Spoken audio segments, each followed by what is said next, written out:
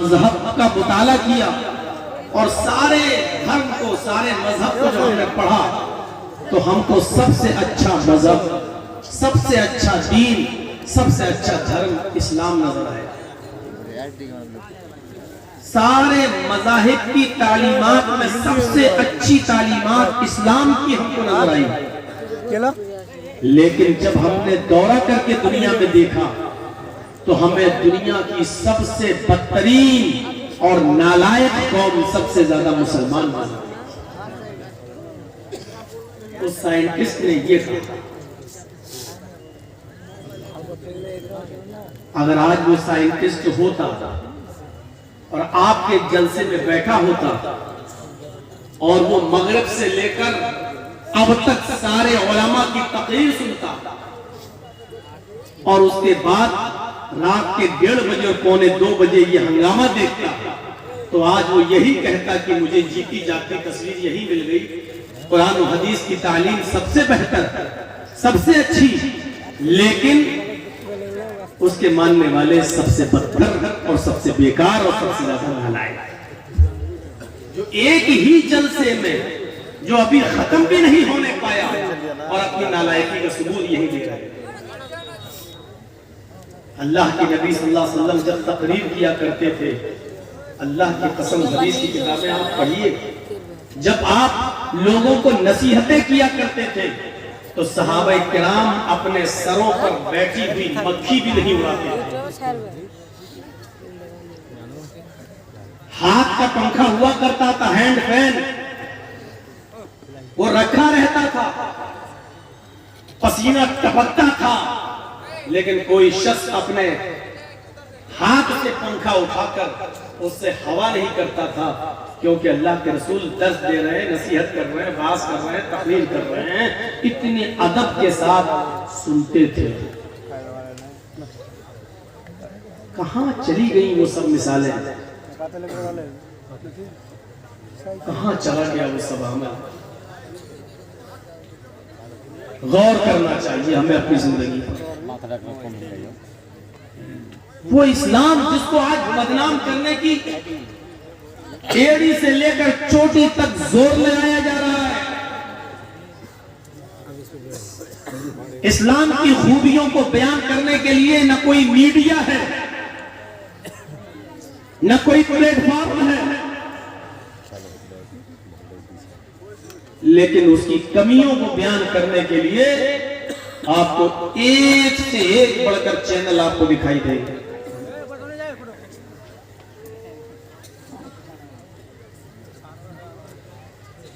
क्यों? हम दूसरों से ये शिकायत करते हैं कि वो देखो इस्लाम के बारे में ऐसा बोल रहा है, ऐसा बोल रहा है, ऐसा बोल रहा है, लेकिन हम अपने मुआशरे का जायजा नहीं लेते, हमारे समाज में क्या हो रहा है। हमें इस बात पर गौर करना पड़ेगा, समाज को बैठना पड़ेगा और सोचना पड़ेगा हमें इस बात। अभी अल्लाह के नबी सल्लल्लाहु अलैहि वसल्लम का जमाना होता तो अभी क्लास ले ली गई होती, मशवरे होने लगते, सजाएं मुतय्यन कर दी जाती,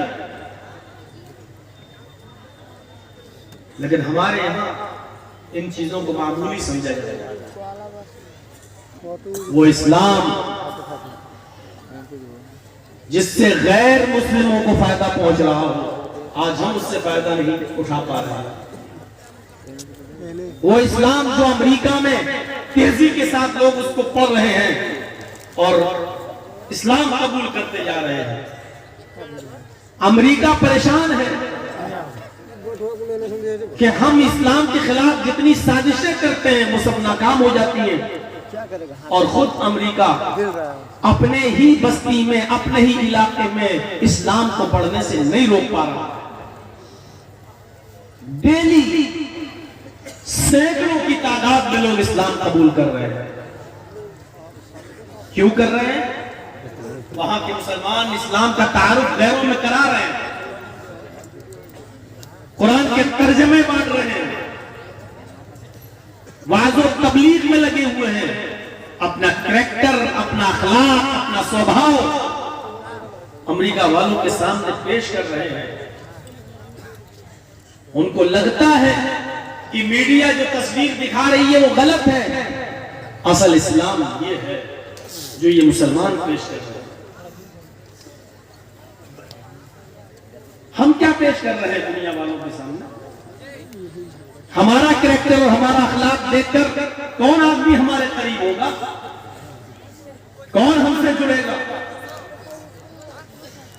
जिस मदरसे के लिए आप जलसा करा रहे हैं, उस मदरसे को हम ताउन दे रहे हैं और ये उम्मीद रखते हैं कि इस मदरसे से जो बच्चे पढ़कर आलिम बनकर निकलेंगे वो बुराइयों पर कदगन लगाएंगे, रोक लगाएंगे और इस्लाम की दावत और तबलीग में एक अहम रोल अदा करेंगे।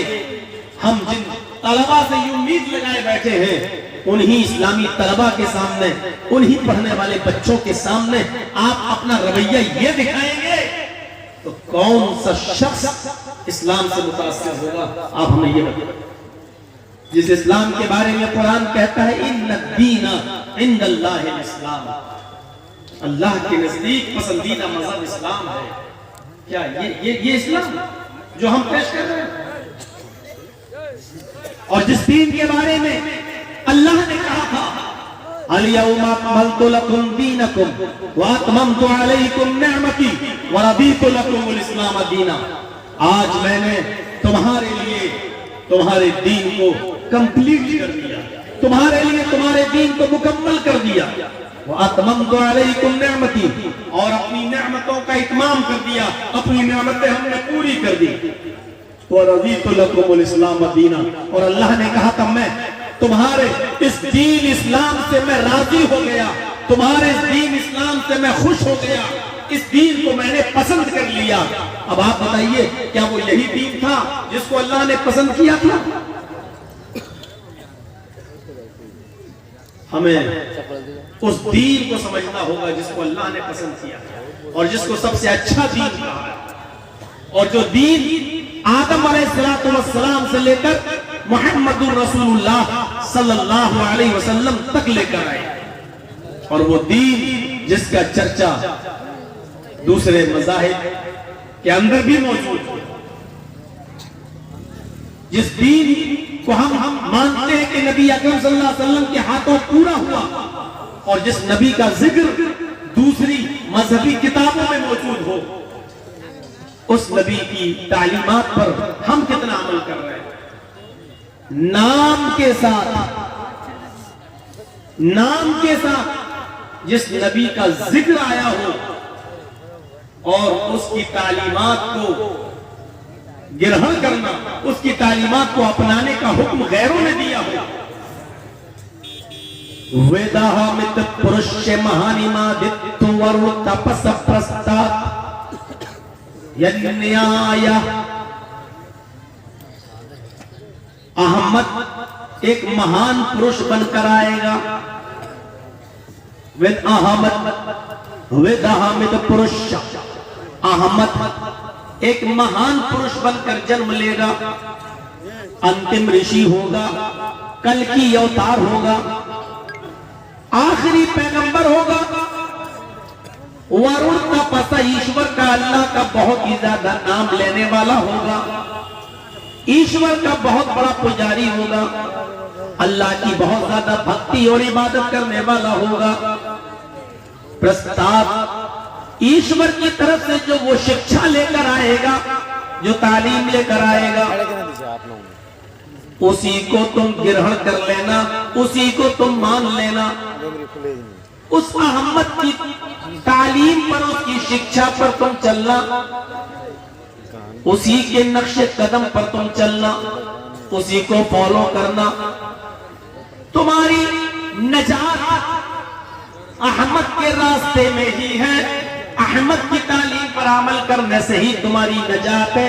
यन्याया स्वर्ग में जाने के लिए, जन्नत में जाने के लिए अहमद के रास्ते के अलावा कोई दूसरा रास्ता नहीं है। अहमद के तरीके के अलावा कोई दूसरा तरीका नहीं है, अहमद के रास्ते के अलावा कोई दूसरा रास्ता नहीं है। अगर जन्नत में जाना चाहते हो, स्वर्ग में जाना चाहते हो, पैराडाइज में जाना चाहते हो, अगर तुम्हें मां जन्नत की तलब है और जन्नत की ख्वाहिश है, जन्नत की तमन्ना है, तो तुम्हें अहमद के यानी मोहम्मद के रास्ते पे चलना पड़ेगा।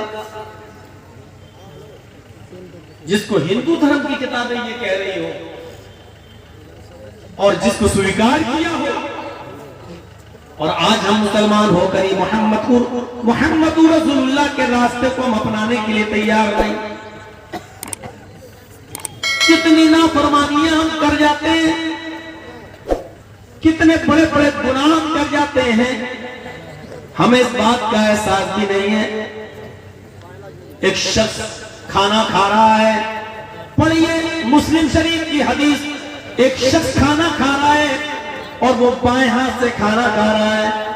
अल्लाह के नबी सल्लल्लाहु अलैहि वसल्लम ने उसको उल्टे हाथ से बाएं हाथ से खाना खाते हुए देखा तो उससे फरमाया, कुल बियमीनिक, अपने दाहिने हाथ से खाना खाओ।